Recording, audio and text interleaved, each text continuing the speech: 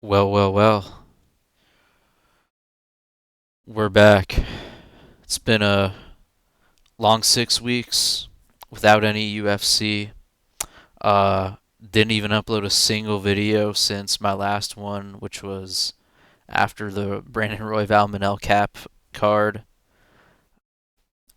That was due to some, mental health complications I was going through. Had to be checked into a mental asylum because there was no UFC on, and it was making me go crazy. So, that's why I wasn't uploading any videos.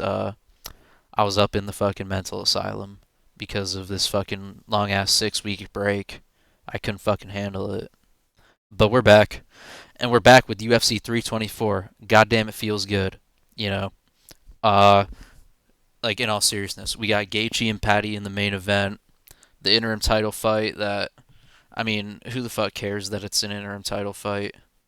It doesn't matter. It's just a cool fight to have. We got O'Malley back against Song Yadong. Kayla Harrison Nunez got canceled. Thank the Lord, but they still snuck a women's fight on the main card with Nami Yunus and Natalia Silva. But at least like Natalia Silva's good, so it'll be entertaining to watch. Uh, Derek Lewis and Waldo, Gene Silva, Arnold Allen. Dude, this card is heat.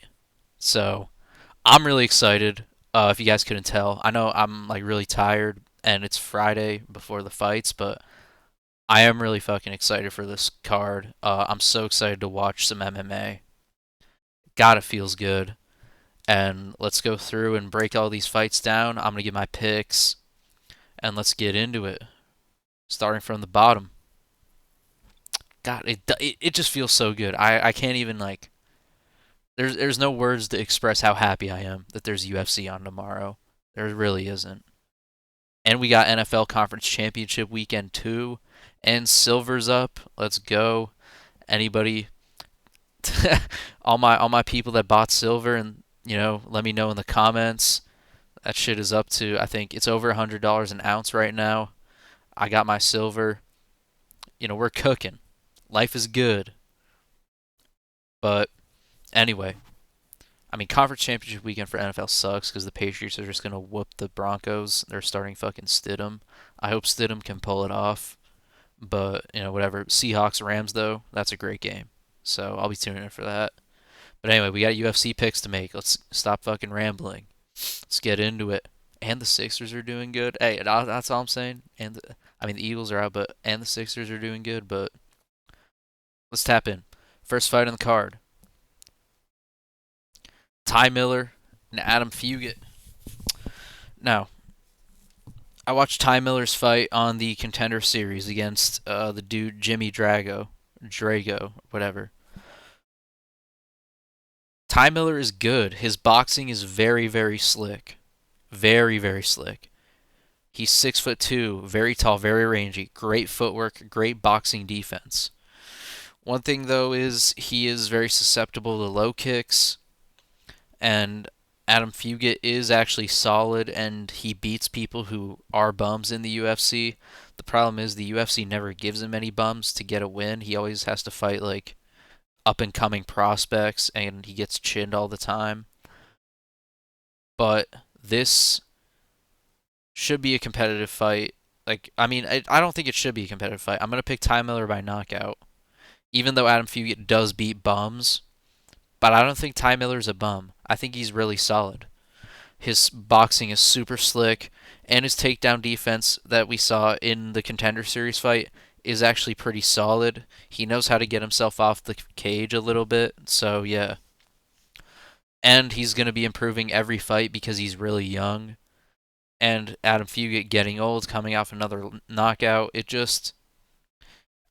Ty Miller's probably just gonna chin Adam Fugit with like a right hand. He's gonna put him down with like a straight right that like normally wouldn't put most people down, but it's gonna put Adam Fugit down and he's gonna get finished. But because he's really open on the feet with the boxing, and Ty Miller's super slick. I think he's probably more slick with the boxing than Islam Dulatov is, who just knocked out Adam Fugit with a nice left hook. So I don't know. Maybe Adam cleans up his defense, but even if he does, I don't think it'll matter. I think Ty Miller is going to be too technical for him in the boxing. But, maybe Adam Fugit can grapple and wrestle, and maybe Ty Miller's defense, takedown defense, gets exposed. But he should be working on that. He should be improving that. So I'm going to count on him to get a knockout in this one. There we go. And we're going 100% this year. By the way, Left Lane MMA was the best predictor on YouTube last year. I'm going to try to beat Left Lane on predictions this year, so I'm taking these very seriously. And honestly, I'd try to do an MMA award show, but I mean, it was just a terrible recording. But it would have been a good video, but I recorded it awful and I was just not uploading it. So, but I was going to do a Creator of the Year segment, and Left Lane would have won it. So shout out Left Lane. But yeah, here we go. Second fight, Josh Hokett versus Denzel Freeman. Now you guys know Josh Hokett coming off the Contender Series. Just he's fucking up blobs on the regional scene. He's doing the Macho Man Randy Savage thing. He's being based, and Denzel Freeman, former Marine.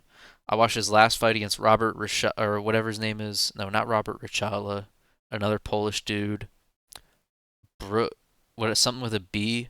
But I watched Denzel Freeman's last fight, and it was like kind of a blob, like a technical blob match between Denzel and this other dude. But I did want to know that I think Denzel has very good takedown defense, and Josh Hokett in his Contender Series fight was struggling to get takedowns on the dude, and the dude was popping right back up most of the time when Josh Hokett was taking him down. And he eventually, I think, chinned him and knocked him out, but I know Josh Hokett puts a pace on, but I don't think Josh Hokett is going to be able to like break Denzel Freeman like that and make him gas out. Because one, the dude's a former Marine, so he's not gonna fucking gas out essentially. He didn't gas out in his last fight, although he looked like kind of tired. He didn't really gas out. All right, he was still in there. He looked in shape. He looked in good form, and he was landing good low kicks. But I'm not gonna say Josh Hogan's gonna take down Denzel Freeman and smash him. But Denzel Freeman is very open on the feet. Josh Hokett does have a really powerful right hand, so I don't really know who to pick. This one I'm kind of fence sitting. I'm 50-50 on. Because I do want to pick Denzel as an underdog to try to get the underdog pick right, and I could see it. I could see him just like, you know, blobbing it up, having a technical striking battle with Josh Hokett, who doesn't have really good defense on the feet. His offense isn't really like, it's not very high level, I should say. He relies on athleticism and the threat of being able to take you down and smash you with ground and pound, which his ground and pound is nasty. If he does take down Denzel Freeman here, he's going to fuck him up because his ground and pound's nasty. But Denzel's so much bigger. I mean, you look at the weight. Josh Hogett's 232 pounds. Denzel Freeman is 257 pounds. He's damn near at the heavyweight limit, and they're the same height. So I don't know. This is a tough one, but I'm just gonna stick with Josh Hokett to get a knockout or something. I think eventually he is gonna be able to take down Denzel Freeman, and he's gonna end up TKOing him with ground and pound. I know Denzel has good takedown defense. That's why I wanted to emphasize that he does. So this would be a really good win for Josh Hokett if he gets it. But there's also a world where Denzel stuffs all Josh's takedowns, lands a couple low kicks, lands a couple jabs at range. Josh can't really get it on the inside. He's shooting in, pushing him up against the fence, not getting anything. They're back out at range. Denzel's popping a jab, popping some low kicks, and that's how the fight goes. But I'm going to trust in Josh Hokett in this one. I'm going to believe in him. So, yeah, that's what we're going with. Probably I could see him getting like a knockout on the feet if he blasts through with the right hand and has improved his striking a little bit. But I'm going to go with him to eventually get a takedown in like the second round and win by ground and pound. And we're going to see the post-fight interview too. He's going to do the Macho Man Randy Savage thing. He's going to be based, so it'll be exciting to see. It'll be entertaining to bring him to the division. Next one. Unk is back. MJ, Michael Johnson. We're back against Alexander Hernandez. Now, Alexander Hernandez is coming off the best win of his career against Diego Ferreira. Before that, he knocked out Chase Hooper when many people were picking Chase Hooper to win. You know, I don't want to say, I may or may not have made money betting on Alexander Hernandez to beat Chase Hooper. Don't want to say I called that one, but I did. MJ coming off a good crafty performance against Daniel Zellhuber. And everybody, we're riding the MJ train. We're doing it again. MJ's back. We're hyping him up. He's beating up prospects. He's outcrafting the prospects with his speed, with his technique. And but I just don't see him getting past this one. That's the thing. I think Alexander Hernandez is an improving fighter. And I also think that MJ's chin at this point, at 39 years of age, is very susceptible to being cracked. And, like, I just think he's going to get knocked out. Like, Alexander Hernandez is really stocky. He's really powerful. And if he's improving and he's able to land that right hand, like, I don't see a world where Michael Johnson gets away from the right hand and doesn't get knocked out. Because MJ's not going to grapple. If anyone's going to be initiating takedowns, it'll be Hernandez. So I could see a world where MJ's popping the jab, popping the straight left at him, and keeping Hernandez off him. But if Hernandez comes out here and he's either like doing what he did against Chase Hooper and moving around on the outside, waiting for Michael Johnson to commit and get overzealous, and then catch him with that right hand and put him to sleep, or if he wants to wear on MJ, who he doesn't have like the best cardio ever at this point in his career. Like, he can go 3 rounds. He did go 3 rounds last time at like a very technical pace, but if Alex gets in his face and is like pushing him back, he's gonna tire MJ out a bit. And if you're striking for 15 minutes straight, eventually something's gonna open up, and eventually Hernandez is probably gonna find the right hand. So, like, whatever approach Hernandez wants to take, whether he wants to be on the back foot or on the front foot in MJ's face, I think he's going to be able to land the right hand and put MJ out. So I'm going to go with that. That's going to be my pick, but MJ crafting it up would be exciting to see, and I'm kind of rooting for MJ to be crafty and sticking the jab, sticking the left hand on the outside, using some teeps maybe, but he wasn't using teeps against Zellhuber, so like, that's another thing too. Like, he's not gonna, like, he has the tools to keep Alex off him, but he just doesn't use them. So I just can't see him getting away from this one. As much as I'd love to see MJ win. Next one, Charles Johnson, Alex Perez. This is a really good fight. They're giving Charles Johnson the chance to move up the rankings finally.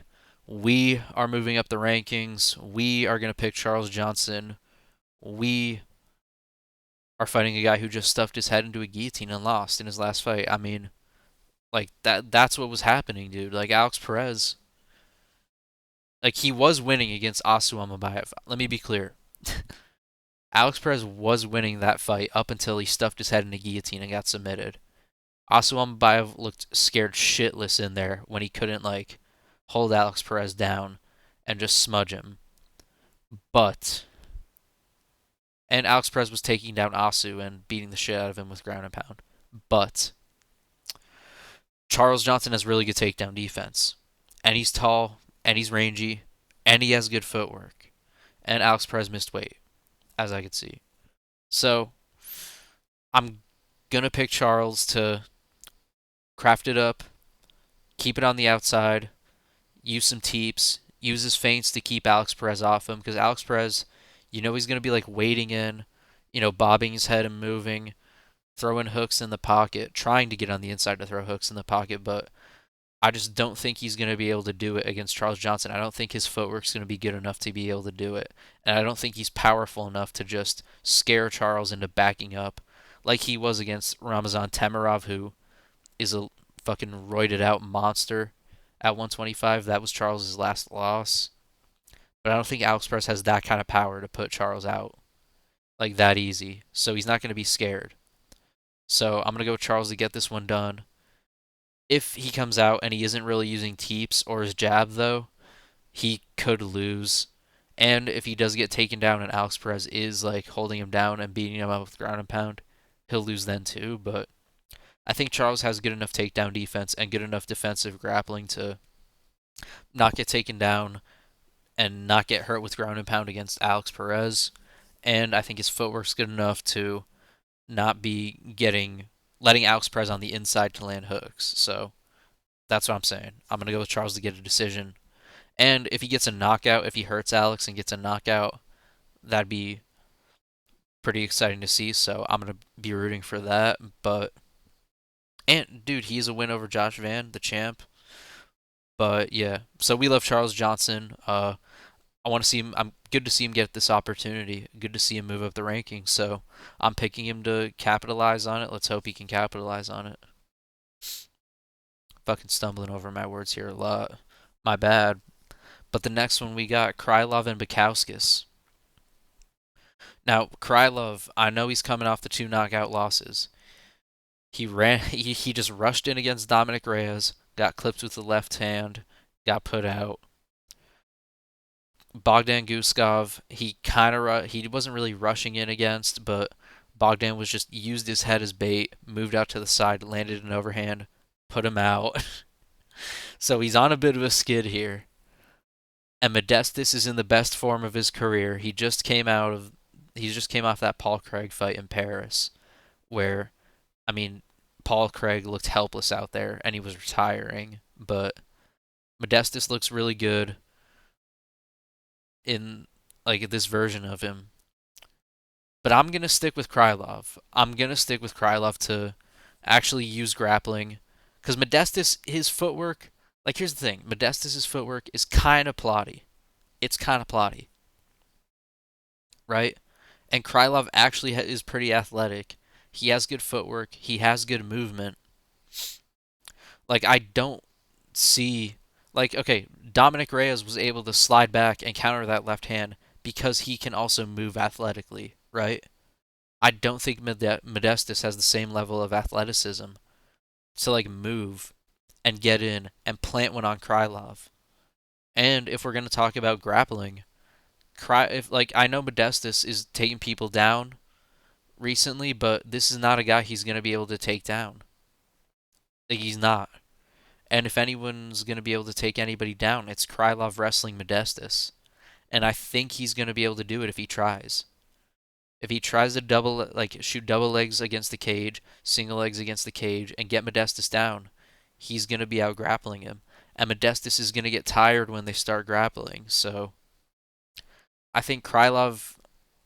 I think this is one where that he can get done. All right, this is one that he can get done. This is a good matchup for him, is what I'm saying, and so I'm gonna pick him to win, even though he's an underdog, and even though he got chinned in his past two fights. But I mean, dude, we saw the guys he got chinned by. He ran it against Dominic Reyes and just got clipped with the left hand, made a bad mistake. Okay.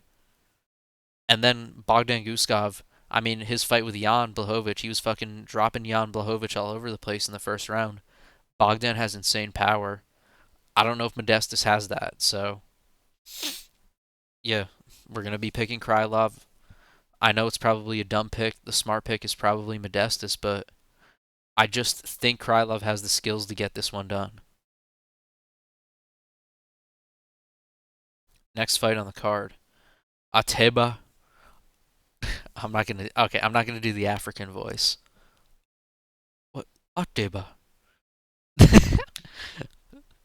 Fuck. Ateba versus Andrei Pulyaev. Now, I know what you guys are all thinking. Obviously, Ateba's just gonna walk him down and rape him, and he's gonna fucking knock him out. But, and that's my pick. That is my pick, by the way. Ateba by knockout is my pick. But do not be surprised if this gets into the second round. All right, Andrei Pulyaev, he's very hittable. I fully expect Ateba to go out there, walk forward, clip him with one right hand, and put him out cold. But do not be surprised if Pulyaev crafts it up a bit, lands some kicks at range, maybe hits Ateba with a body shot or a body kick that makes him back off a bit, and they start going a little bit more tit for tat on the feet, and it gets into the second round. Don't be surprised if that happens. Also, and also what I'm saying is this is a step up for Ateba. We're going to see more of his skill set in this fight. which will be entertaining to see. But also, I want to maybe Ateba test the grappling as well. Look for that in this fight too. Maybe he's going to go out there. Maybe he doesn't want to strike with them. Maybe he want to work. Maybe he wants to work on his grappling. Maybe he shoots a double leg, gets it, and we see his ground game.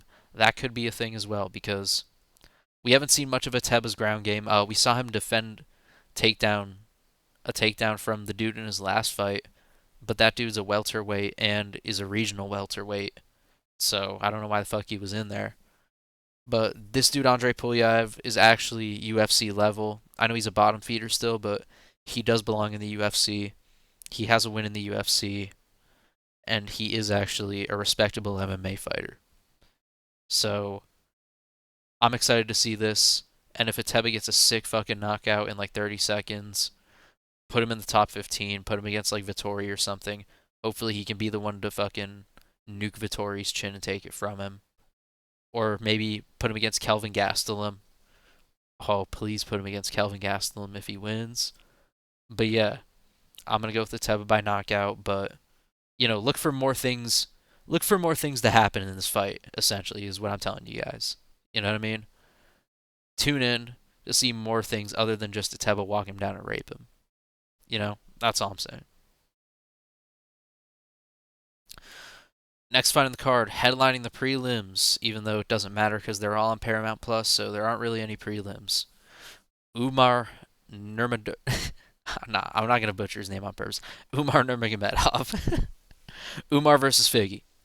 Now, I have the hindsight on at 11:30 on Friday night that Figgy missed weight and he looked like shit trying to make weight. So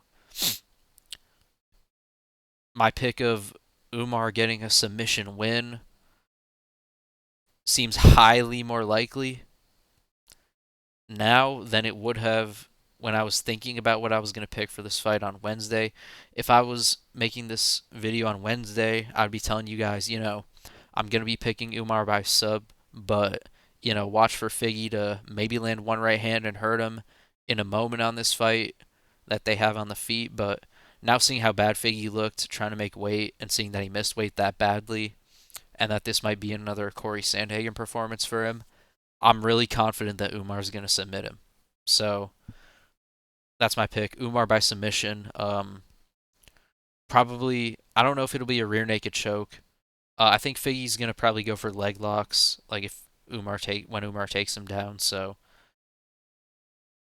I don't know what the fuck's going to happen there after he gets leg locks, but I don't know. So maybe we'll see Umar get a Darce choke because maybe Figgy like goes for a leg lock and then sits up, but Umar works out of it and then Darces him. Or maybe, Figgy goes for a leg lock. Umar defends the leg lock well because, he learns from the Mario Batista fight, and then he passes guard, gets into side control, arm triangles Figgy, or gets in mount, arm bars him. I don't think Umar would go for an arm bar, but it'll be either an arm or it's either going to be an arm triangle, a Darce, or a rear naked choke. Figgy just gives his back and quits. I could see that happening too, but I'm very confident Umar is going to submit him. That's all I'm saying.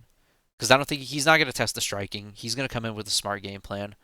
He's not just going to be arrogant because Figgy missed weight and try to, go for the knockout. He's going to take him down and he's going to submit him, is what I'm saying. They're Dagestanis. Come on, it's what they do, brother. And then after this, if him and O'Malley both win, can we do him and O'Malley? That'd be nice. But next fight on the card. Oh boy. Did I just say oh boy on a fucking video? What the fuck? But Arnold Allen, Gene Silva. Dude, the autistic the autistic AMF. The AMF championship for the AMF belt. I'm going to go with Gene Silva to get a knockout. I like Arnold Allen. I do. It's good to see him back. And it's just good to see fight like top contenders like with rankings next to their names fighting. You know what I mean? Like you guys know what I'm talking about though. Like How many times do we like these fucking contenders, dude? These guys that have rankings next to their name. How many times are they like fucking sitting out for months, only fighting once a year, never being put in matchups against each other, all that shit?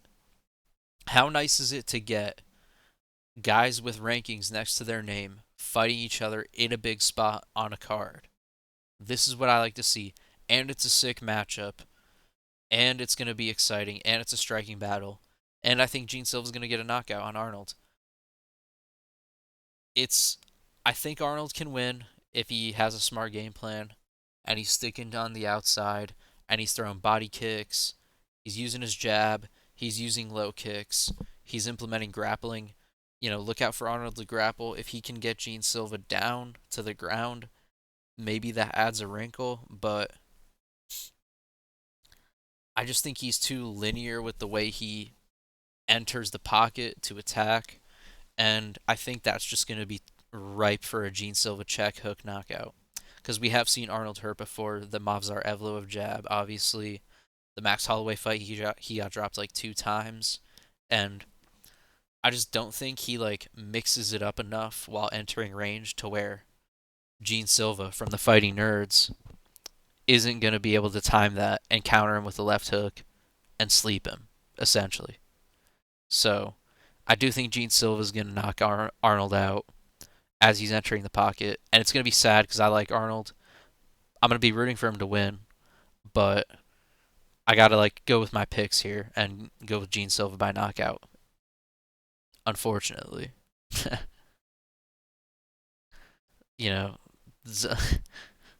Zog wins again. Zog always wins, but anyway, next fight on the card. Natalia Silva, Rose Namajunas.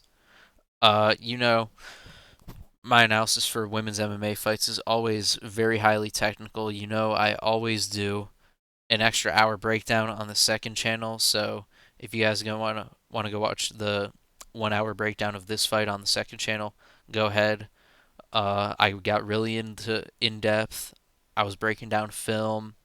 I was analyzing Rose's jab for 40 minutes, analyzing Trevor Whitman's coaching in the corner. I was analyzing Pat Barry's. Never mind, dude. Pat Barry, dude.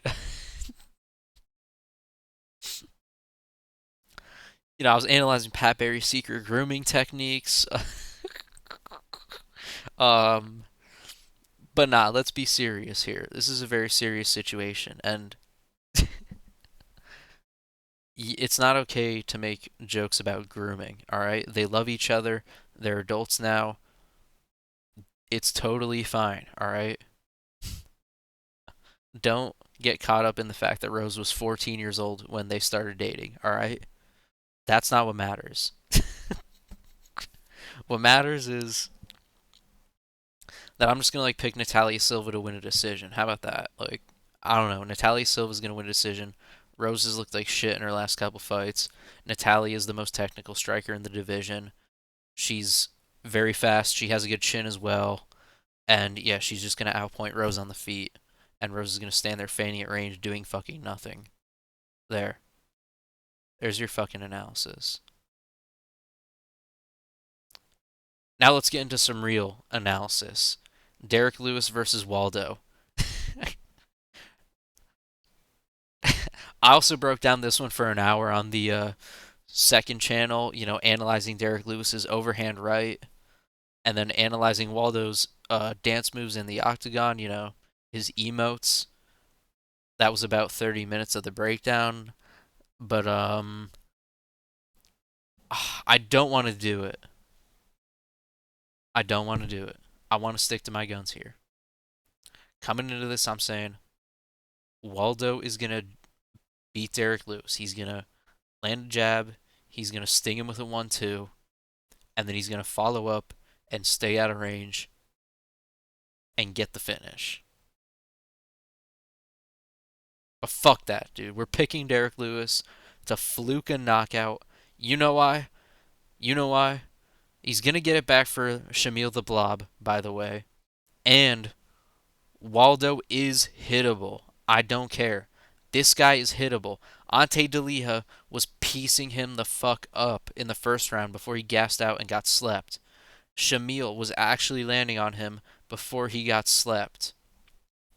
If Derek Lewis lands those types of shots on you, you're going to sleep because they're going to be more vicious. They're going to be thrown with more fucking like anger, and it's the first round. It's Derek Lewis. I think Derek is going to be able to get this one done. I don't care. I think Derek Lewis is a better striker than Ante Delia. I think he's better than Shamil the Blob. Sergey Pavlovich already beat Waldo by just, hitting him and stinging him on the feet and getting him to back up. What's stopping Derek Lewis from walking out there, pumping two jabs at him, being kind of defensively responsible, and then just landing a right hook and chinning him? You know what I mean? Like, I don't think Waldo's so technical that he's going to be able to, like, land the straight right hand on Derek Lewis and just put him to sleep. I, I, I don't know. But whoever you're picking in this fight, this is going to be one of the most entertaining fights on the card. However it goes, it's going to be one of the most insane things you've ever seen. So make sure you tune in. It's a Derek Lewis fight. And yet, I am picking out a pure bias for Derek Lewis, but I don't care. All right? He's getting it done. Flying knee in the first 10 seconds. Yeah. And I don't like Waldo, dude. We don't like Waldo on this channel. We like Waldo on the channel. All right, I'm coming around to Waldo, but I want Derek Lewis to win. Co-main event time: Sean O'Malley versus Song Yadong. Song Yadong. Now, I'm gonna pick O'Malley to get this one done, but in my mind, there's two ways this fight is gonna go. Potentially three ways. First way, and this is the one I want to see, and this is the one I'm picking to happen. I have a feeling that there's going to be a Sean O'Malley masterclass. Song Yadong, short, stocky, not that rangy. Actually, he is actually kind of tall, dude. He's 5'8", and see, that's the thing that stops me. Is like, I watch them face off, and I'm like, damn, Song Yadong is like the same size as O'Malley. So that's what's like, kind of like making me think that he might be able to get a knockout in this one, but I'm gonna stick to my guns. So like what I'm saying is Song Yadong, okay, could be good enough to work his way into range, get into the pocket, and land some big hooks on Sean O'Malley and potentially get a knockout. That's what I'm saying. But if he doesn't do that, dude, this is gonna be an O'Malley masterclass if Song Yadong isn't able to get in on the inside. So that's what I'm picking. That's what I'm rooting for to happen. Because whenever O'Malley puts on a masterclass, it's one of the most entertaining performances ever.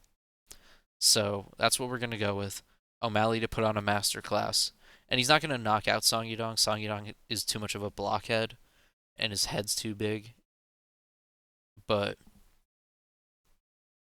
so I do think O'Malley's going to be piecing him up for the entire 3 rounds. And I think he's had time off to recover from his hip labrum surgery too. There's not going to be any wrestling in this, really. I don't think Song Yadong can take him down. So, yeah, that's what we're going to go with. And last but not least, the main event. Justin Gaethje, Paddy Pimblett. Damn, did I only spend 2 minutes on O'Malley and Song Yadong? By the way, I'm going to go back to this one, actually, because this is one of the most entertaining fights on the card. This is the best fight on the card, by the way, guys. You don't want to miss this fight, all right? But my prediction is pretty straightforward. I'm picking an O'Malley masterclass. I mean, I don't know. Do you guys want me to do technical analysis? All right, why don't I do some technical analysis? Okay, Song Yadong, very high tight guard, very boxing heavy stance. Sean O'Malley on the outside, very fluid with his movement. Great jab, great straight punches to the body, teeps up the middle. All that is going to be effective against Song Yadong and his stance. And Song Yadong's footwork isn't really. I mean, he does actually have really good boxing. He's got good tricks. Fuck. This is going to be such a good fight. Like, I think O'Malley's going to be able to use his jab and use his length and land straight punches on Song Yadong. But Song Yadong does have very good head movement. So he is going to be able to slip a lot of O'Malley's punches coming in. But will he be in range to counter is the question. That's what's the big thing here. I don't think he's going to be able to counter off those slips. He might be able to slip O'Malley's punches, for defense to be able to just get away from them. But I don't think when he slips those punches, he's going to be countering. And if he isn't going to be countering when O'Malley's pumping his jab, or feigning his jab, or feigning a straight left hand, or throwing teeps and reading his movement, he's going to be able to build on Song's head movement to be able to eventually find the target. And when he starts damaging him, Song Yadong isn't really going to be as willing to wade into the pocket. Actually, he is because he's a dog. Dude, he is, though, because the Sandhagen fight. He's a dog. And he's insane. Fuck. It's just, is he going to catch him? Damn. This is such a good fight. I, I, I don't know. But, like, I just don't know if his offense is good enough to keep up, is what I'm saying. Like, his defense is very good. He's not going to be getting hit a million times around, right? But I don't know if his offense is going to be good enough to be able to keep up with O'Malley, who's going to be getting ahead early. And if it does turn into the O'Malley show, where he's piecing him up, you know what I mean? And Henry Cejudo was low-key landing on him, you know what I mean? So,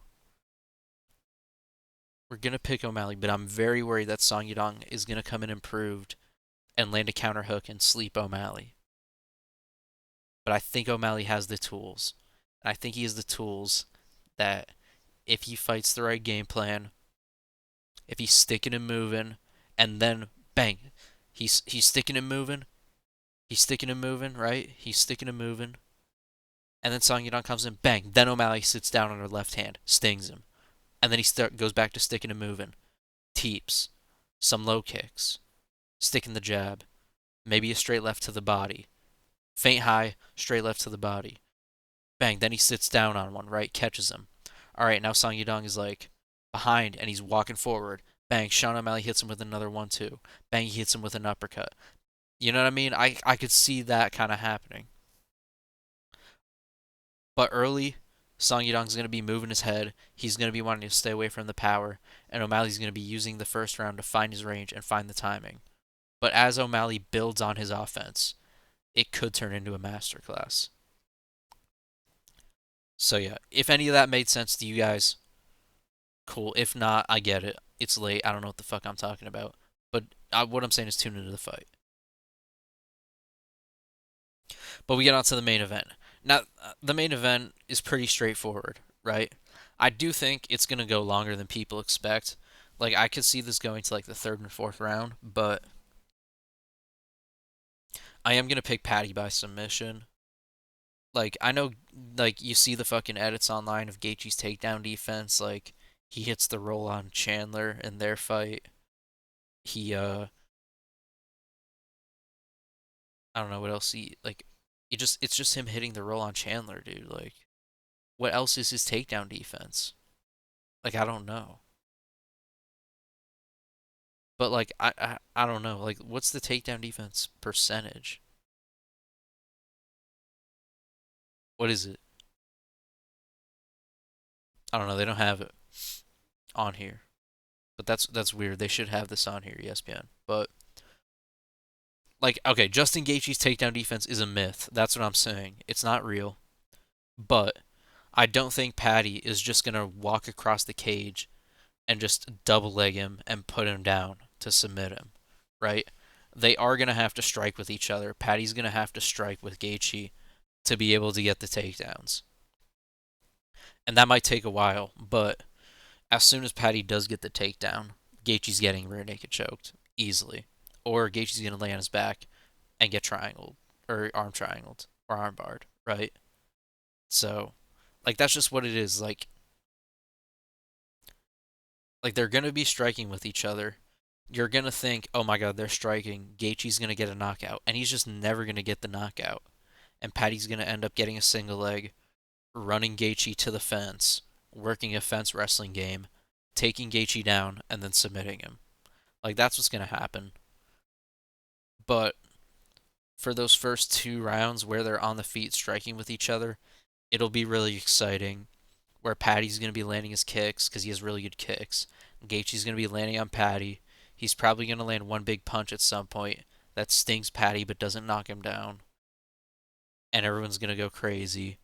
And there'll be moments where Patty will like land kicks and he'll land punches on Gaethje as well. And maybe he lands a knee up the middle and hurts Gaethje at one point. It's gonna be an entertaining fight. I'm really interested to see how this goes because it could go like anything could happen in this type of fight. But how I see it going, I think it's gonna be mostly striking in the first few rounds, like first 1 or 2 rounds maybe striking. Maybe second half of the second round, Patty starts working his grappling and gets a takedown. And so anytime from the second half of the second round to the fourth round, I'm picking Patty to get a submission anywhere in that range. But other than that, it'll be a really entertaining striking match before that happens. So yeah. But yeah, that's gonna do it, guys. That's the video. First one back. A lot of rambling. I gotta build myself back into this. I'm not used to it. This video was kind of sucked, but had to get it out there. And let's go watch some fucking fights tomorrow.